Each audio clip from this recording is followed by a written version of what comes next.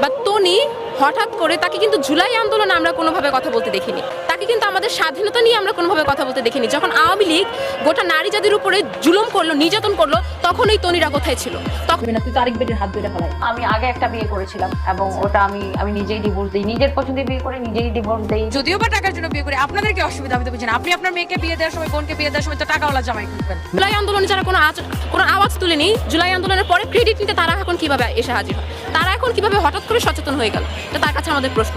এবং জুলাইয়ের নারী সহ বাংলাদেশের আপামর যে নারীরা আছে, কেবলমাত্র মুসলিম নারীরাই না, হিন্দু নারীরাও যারা সচেতন, তারা কোনোভাবে এইভাবে অসচেতন নাগরিক সমাজদের সাথে মন্তব্যে একমত পোষণ করতে পারে না। এবং তাদেরকে কোনোভাবে আমরা আমাদের রাজনীতি যেহেতু একটা সচেতনতার জায়গা, একটা বুদ্ধিমত্তার জায়গা, এই জায়গাগুলোতে আসলে আমরা এরকম অসচেতন মানসিকতার ব্যক্তিত্বদের আমরা আসলে দেখতে চাই না।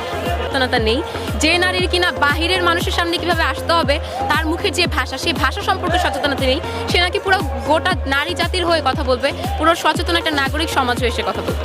প্রথমে তার কাছে প্রশ্ন করতে চাই, আপনি তো একটা সংখ্যাগরিষ্ঠ মুসলিম দেশে বসবাস করেন। একটা সংখ্যাগরিষ্ঠ মুসলিম দেশে কেমন পোশাক আশাক পরে আসতে হবে সেই সম্পর্কে আপনার ন্যূনতম একটা সেন্স নেই। তাহলে আপনি নারী জাতিদের হয়ে কিভাবে কথা বলবেন? আমরা নারী জাতিরা আপনার এই মন্তব্যের সাথে কোনোভাবে একমত না। বাংলাদেশের বিরাট একটা অংশ কিন্তু, আমি এখানে জামায়াতের নামই মেনশন করবো, বিরাট একটা অংশ কিন্তু জামায়াতকে ভোট দিয়েছে, নারীদেরই একটা অংশ। তো যদি সচেতন নাগরিকরাই এখানে না থাকে, সচেতন নারীরাই এখানে না থাকে, তাহলে জামায়াতের নারীরা তো কিভাবে ভোট দিল? এবং আপনি যে বিভিন্ন নারীদের হয়ে কথা বলছেন, আমরা কিন্তু 2 দিন আগে একটা বক্তব্য শুনলাম যে তিনি যে বক্তব্যটা পাঠ করেছেন এটা নাকি তার বক্তব্য না, এটা নাকি নীরা ইসরাফিলের বক্তব্য। আমাদের বাংলা ভাষা যখন তৈরি করা হয়েছিল, বাংলা ভাষার যদি 70% বাংলা শুদ্ধ বাংলা শব্দ থাকে, বাকি 30% হলেও কিন্তু বাহিরের বৈদেশিক ফার্সি, অ্যারাবিয়ান, ইন্ডিয়ান এরকম ভাষা কিন্তু মিক্সডই আছে। সেখানে কেবলমাত্র এই পাকিস্তানকে আক্রমণ করে পাকিস্তানের শব্দগুলোকে নিয়ে আক্ষেপ করা কিন্তু একটা হাস্যকর বিষয়। আগে তাহলে আমাদের শত্রু অবশ্যই ভারত।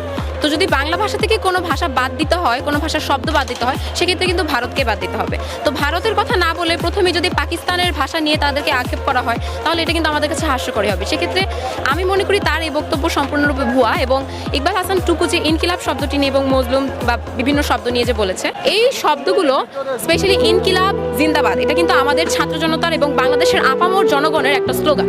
এই স্লোগানকে দমন করে দেওয়ার মতো কোনো বয়ান কিন্তু আমাদের কাছে আসলে গ্রহণযোগ্য মনে হবে না।